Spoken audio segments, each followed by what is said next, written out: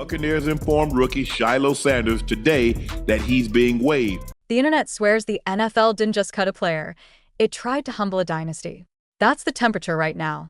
And yes, the headline you clicked is real. On August 24th, 2025, just 24 hours after throwing a punch and getting ejected in a preseason finale against the Bills, Shiloh Sanders was waived by the Tampa Bay Buccaneers. That's the core news. Sanders' legacy was about to add another chapter in the NFL. Just one more question Yes, for you. sir. Obviously, Folsom put in the artificial turf Yes, sir. this summer. What do you like about that look of the turf and the feel of it? Did the players enjoy it? I like the look of it because it's beautiful. It happened. Now here's why it matters more than a routine roster move, why the silence that followed might be the most calculated play of his life, and how this one moment ripped open bigger arguments about legacy, fairness, and what the league does when your last name comes with neon lights. You care because this isn't just an undrafted rookie getting bad news. This is Coach Prime's son, a 25-year-old safety who fought through South Carolina, Jackson State, and Colorado, tallying 229 tackles, 6 picks, and 7 forced fumbles, stepping into the pros with a 3-year deal worth $2, 965, 000, and only $1, 572 guaranteed. That's not a cushion. That's lunch money. In a league that eats sentiment for breakfast, that tiny guarantee told the truth. Every snap was an audition. Every mistake a verdict. And now the verdict's in. Or is it? Here's what you're about to get. First, the razor-thin moment that flipped his shot from maybe to nope, and how the league views a punch in August very differently than a pick in October. Second, the most surprising response of the week. Not a press conference, not a notes app apology, pure silence, and why that may be the smartest, most grown man move we've seen from a young player under a megawatt surname. Third, the fallout. Deion's measured message, Shannon Sharpe's gut check reality, Antonio Brown's gasoline take, and a fanbase split between nepotism and targeting. And finally, what comes next? Waivers, free agency, CFL rights, practice squad math, and the uncomfortable calculus of being famous before you're proven. By the end, you'll know exactly why a routine transaction felt like an earthquake, and why the quiet afterward said more than any tweet ever could. Let's rewind to the yard line where it changed. Preseason. Bills. Shiloh gets flagged for pass interference earlier. Later, tempers with tight end Zach Davidson boil over. Post-play shoving becomes a swing. It lands him an immediate ejection. If you've ever seen a coach's eyes go flat, you know the feeling that followed. In a league where the bottom 10 roster spots are a weekly reality show with no reunion episode, a post-whistle punch is the wrong kind of tape to leave behind. Context. He wasn't invisible this preseason. He had 4 tackles across 3 games, communicated well, flashed the aggression Todd Bowles said he liked, looked young and hungry on special teams. Application. Those are on the bubble positives, the kind that get you a Tuesday meeting, not a Thursday billboard. Framing. In August, the tie goes to the draft pick and the pro who didn't swing. That's how inches become miles. And the optics? Brutal. A Sanders walking off in a meaningless August game for a punch. Not a fourth quarter, save the season scuffle. Not a playoff war. A preseason finale. That's where expectation collides with reality. We expect the name to grant rope, and reality cuts that rope with a rulebook. Bowles didn't sugarcoat it afterward. You can't throw punches in this league. You just can't. Every veteran nods, because every veteran knows. The film room never forgets, and special teams coaches live in the gray area where one mistake paints your whole portrait. Now the stronger point, because the moment was loud, but the response? That was thunder you had to sit still to hear. Shiloh said nothing. No Instagram story. No, I'll be back. No, thank you, Tampa. Nothing in the first 72 hours. In 2025, that silence isn't empty. It's a tactic. It told you he understood something most young players don't. You don't own your first headline, but you can own your second. Silence stalls the outrage economy. It starves the bad faith arguments. It signals maturity to decision-makers who don't need another PR flare. Application.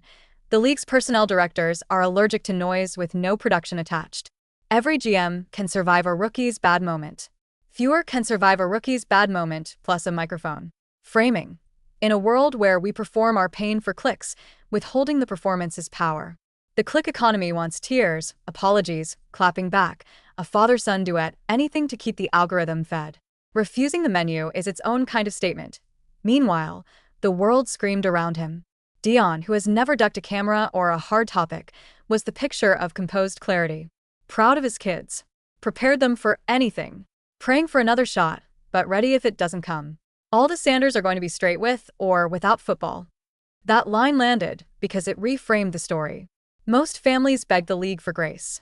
The Sanders statement extended grace to the league. We'll be fine. Do what you must.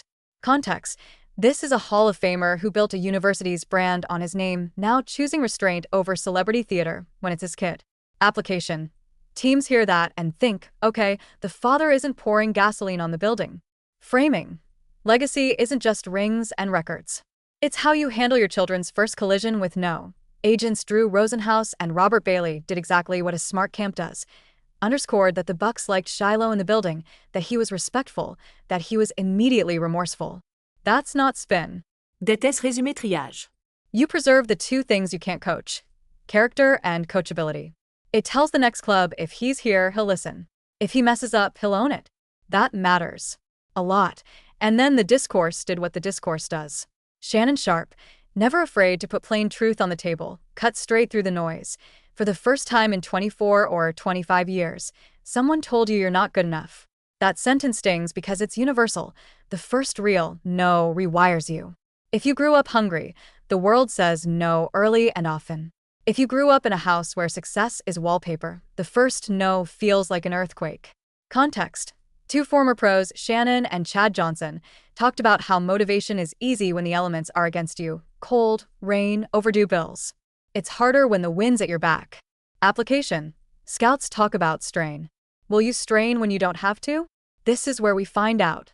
Framing: the Sanders sons didn't choose their last name. They did choose the sport. And the sport, sooner or later, makes you choose back. Not everyone came to uplift. Antonio Brown, consistent with his brand of bluntness, pushed a theory that the league couldn't humble Prime, so it would repay the kids. Is that true? Or just a juicy narrative? Depends on your priors. Because here's the other reality: undrafted rookies get cut every day and no one cares. There's a blessing and a curse to carrying a famous last name. Blessing: you get signed in minutes after the draft because people want to see, to believe, to be part of a story.